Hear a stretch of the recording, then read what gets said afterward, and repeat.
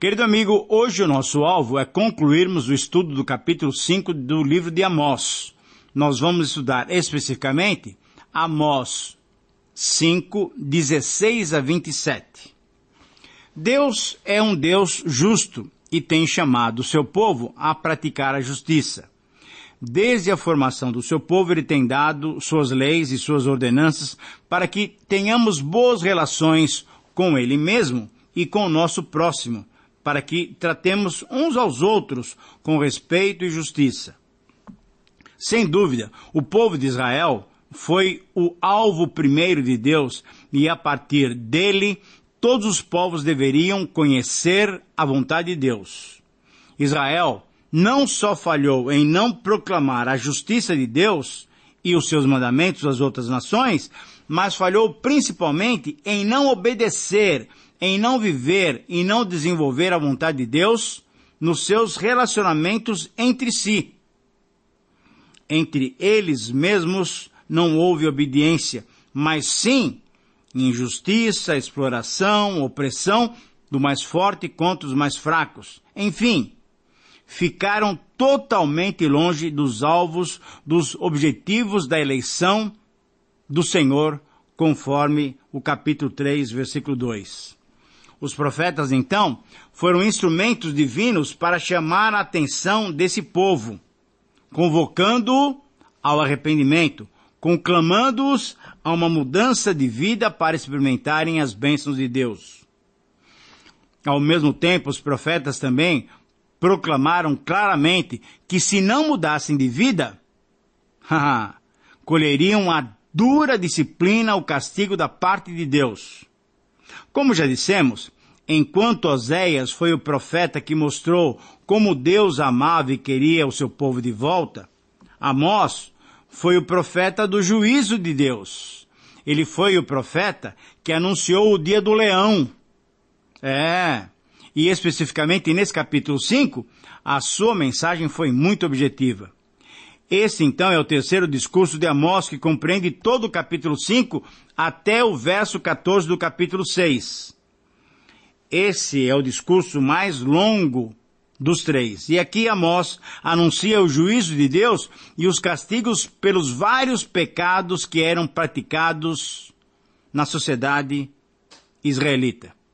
Como vimos no programa passado, esse discurso é um cântico fúnebre, um lamento pela morte da Virgem, uma descrição da destruição da nação israelita. Alguns pecados foram denunciados claramente.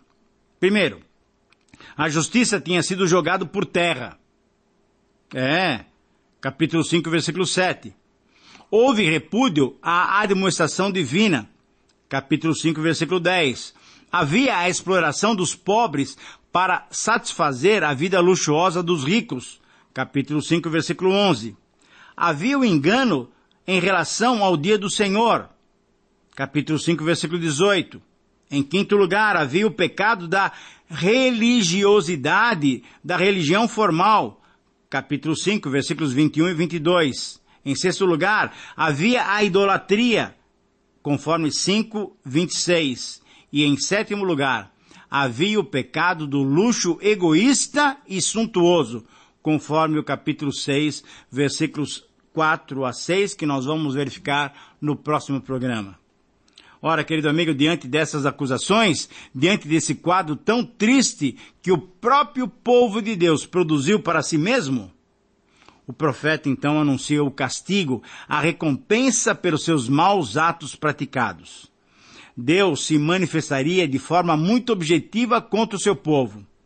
Por isso, então, o título para o nosso estudo é a proclamação que Amós faz. Ele mostra claramente a manifestação do dia do Senhor. Esse é o título para o nosso estudo de hoje, a manifestação do dia do Senhor. Com base, então, em Amós 5, 16 até o final, até o versículo 27. Querido amigo, essa manifestação do dia do Senhor era mal interpretada pelos israelitas. A compreensão deles era que esse dia, tantas vezes predito pelos profetas, seria um dia de juízo contra as nações que eram suas opositoras, como nós vimos no capítulo 1. Síria, Filistia, Fenícia, Edom, Amon, Moabe eram os inimigos constantes dos israelitas, e eram essas nações que deveriam receber o juízo divino segundo o entendimento e o desejo deles. Porém, eles verificariam dentro de pouco tempo, dentro de poucas décadas, qual era o verdadeiro significado desse dia do leão. Os israelitas seriam levados pelos assírios. Os israelitas seriam tirados da sua terra, da terra da promessa, e nunca mais voltariam para lá. Nesse texto, de modo conciso, porém muito objetivo, temos a razão pela qual o povo de Deus sofreria o castigo divino. Assim, disse o Senhor, aborreço, desprezo as vossas festas, e com as vossas assembleias solenes eu não tenho nenhum prazer. Veja o versículo 21. Querido amigo, essa palavra vinda da parte do Senhor através do seu profeta ao seu povo era uma palavra grave. Qual é a nossa reação aos cultos, aos momentos de adoração e celebração comunitária? Alguns de nós não gostamos de uma liturgia rotineira e fria, onde em cada reunião já se sabe antecipadamente o que vai acontecer. Outros de nós não nos agradamos de cultos totalmente imprevisíveis, com muito som, com muita movimentação, com uma certa irreverência. Essas e outras reações são reações de quem participa, de quem está cultuando a Deus. Mas o que Amós está nos mostrando é que Deus que recebe o culto, Deus que deve ser adorado, Deus que é o alvo das nossas celebrações, também tem suas reações. E em muitas ocasiões, querido amigo, assim como aconteceu naqueles dias, Deus também rejeita os nossos ajuntamentos. Deus rejeita as nossas celebrações comunitárias. Conforme lemos no profeta Isaías, o Senhor mesmo avisa o seu povo, não continueis a trazer ofertas vãs. O incenso é para mim abominação. E também as festas da lua nova, os sábados e a convocação das congregações, não posso suportar a iniquidade associada ao ajuntamento solene. Nós lemos essa palavra em Isaías, capítulo 1, versículo 13.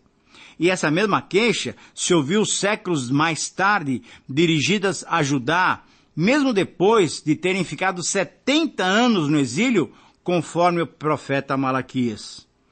Tomara houvesse entre vós quem feche as portas, para que não acendesseis debalde o fogo do meu altar. Eu não tenho prazer em vós, diz o Senhor dos Exércitos, nem aceitarei da vossa mão a oferta, conforme disse Malaquias no capítulo 1, versículo 10. Querido amigo, isso é muito triste. Que triste é para Deus quando vê o seu povo cumprindo ritos religiosos totalmente desvinculados de uma vida séria, de uma vida honesta, de uma vida correta e justa. Mas que tristeza é verificarmos que a nossa celebração, o nosso ajuntamento é rejeitado pelo Senhor. Sabe por quê? Por que Ele nos rejeita? Porque Ele vê incoerência em nossas vidas. Embora o juízo do Senhor cairá contra os ímpios e os que não andam segundo a sua vontade, certamente o dia do Senhor trará também o juízo do Senhor contra o seu povo. Contra aqueles que não têm vivido integralmente. Por tudo isso, então, o princípio que esse texto nos oferece pode ser visto nessa frase. O dia do Senhor deve ser bem compreendido, porque trará duras consequências aos desobedientes. Repito, essa é a frase que sintetiza todo esse texto, Amós 5, 16 a 27. O dia do Senhor deve ser bem compreendido, pois trará duras consequências aos desobedientes. E nesses versos, nós vamos encontrar 3 características que nos ajudam a compreender o dia do Senhor. Em primeiro lugar, o dia do Senhor se caracterizará por provocar lamento de todos. Versículos 16 e 17. Portanto, assim diz o Senhor Deus dos exércitos: em todas as praças haverá pranto, e em todas as ruas se dirá: ai, ai! E ao lavrador chamarão para o pranto, e para o choro os que sabem prantear. Em todas as vinhas haverá pranto, porque passarei pelo meio de ti, diz o Senhor. Querido amigo, esses versos têm por base palavras registradas lá no livro do Êxodo. Porque naquela noite passarei pela terra do Egito e ferirei na terra do Egito todos os primogênitos, desde os homens até os animais. Executarei juízo sobre todos os deuses do Egito. Eu sou o Senhor, conforme Êxodo 12, 12. Quando Deus passou pela terra do Egito, o seu objetivo era julgar o Egito, e assim foi feito. Certamente, quando os que ouviram essas palavras de Amós recordaram o significado daquela manifestação da presença de Deus no Egito, eles ficaram atentos. Deus passou por meio dos egípcios, Deus passou no meio dos egípcios e matou a todos os primogênitos, exceto os primogênitos dos israelitas. Deus passaria então no meio do seu povo, destruindo os desobedientes, mas ao mesmo tempo ele preservaria o remanescente dos fiéis, aqueles 10% dos leais a ele mesmo. Diante, então, da manifestação do juízo de Deus, o profeta declara que haverá pranto em todas as classes sociais dos israelitas. Os habitantes das cidades, os ricos, os lavradores, os vinhateiros e até os pranteadores profissionais levantariam suas vozes em grande lamento. Haveria um desastre incomparável. A mão do Senhor estaria contra o seu povo. A passagem de Deus pelo meio do seu povo, por vezes, significava o quê? A sua presença abençoadora. Mas nesse caso, a passagem de Deus pelo meio do seu povo significava juízo divino contra os pecados do povo. Representava o juízo de Deus contra os pecados que o povo cometia contra os próprios irmãos, os mais pobres. Em segundo lugar, então, vemos que o dia do Senhor se caracterizará por demonstrar a realidade do seu significado. O que nós estamos aprendendo, então, nesse texto é como é que nós devemos encarar esse dia do Senhor. Na verdade, esse dia do leão. E nos versículos 18, 19 e 20, agora em segundo lugar, nós vamos perceber que esse dia se caracterizará por demonstrar a realidade do seu significado. O que significa de fato o dia do Senhor? Eu leio para você esses 3 versículos. Ai de vós que desejais o dia do Senhor. Para que desejais o dia do Senhor? Ele é dia de trevas e não de luz, como se o homem fugisse de diante do leão e se encontrasse com ele o urso, ou como se, entrando em casa, encostando a mão na parede, fosse mordido por uma cobra. Não será, pois, o dia do Senhor trevas e não luz?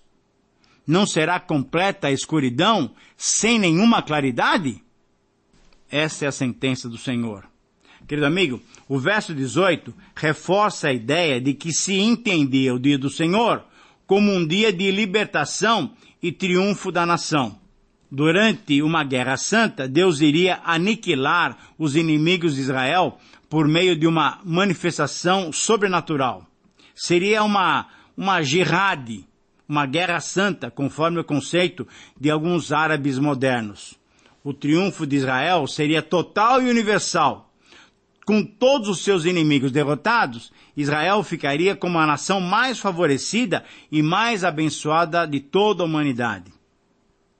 Esse conceito popular foi registrado por alguns profetas, como, por exemplo, em Isaías 13, Jeremias 46, Zacarias 14, Malaquias 4, 5. Essa era a ideia do dia do Senhor. Uma ideia de grande glória para Israel e derrota para os seus inimigos. Porém, Amós estava mostrando que o dia do Senhor não seria dia de luz e glória. Pelo contrário, seria um dia de trevas e tristeza para o próprio povo de Deus, para o próprio povo de Israel. Amós mostrou e usou então uma metáfora de alguém que, fugindo de um leão, encontra um urso. E ao conseguir escapar de mais esse perigo, ao chegar em casa e ao apoiar-se na parede para respirar, ali estava protegido, ele pensava que ali ele teria o seu conforto, ali ele é mordido, ele é picado por uma cobra venenosa. Assim seria o dia do Senhor contra o seu povo. Não haveria como escapar. Fugindo daqui ou dali, o juízo do Senhor alcançaria os pecadores e os iníquos. Como naqueles dias em que se desejava o dia do Senhor, por entender que a sua manifestação era contra os inimigos do povo de Deus, hoje também muitos crentes desejam a manifestação desse dia de juízo, porém se esquecem do seu significado completo. Querido amigo, todos nós seremos julgados e, em certo sentido, o dia do Senhor já está presente conosco, porque nós estamos sendo julgados constantemente pela justiça de Deus. E a pergunta que se faz então é: qual tem sido o veredito do Supremo Juiz sobre a sua vida? Deus não trata mais com nações, ele trata agora com indivíduos. E eu repito, qual tem sido o veredito do Supremo Juiz sobre a sua vida? Em terceiro e último lugar, o dia do Senhor se caracterizará por revelar aquilo que realmente agrada a Deus. Versículos 21 até 27, até o final do capítulo 5. Aborreço, desprezo as vossas festas e as vossas assembleias solenes, eu não tenho nenhum prazer.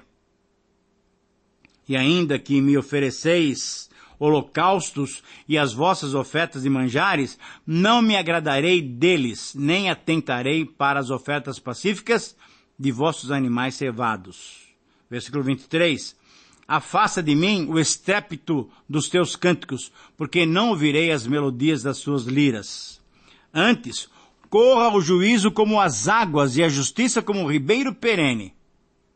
Apresentastes-me, vós, sacrifícios e ofertas de manjares no deserto por 40 anos, ó casa de Israel.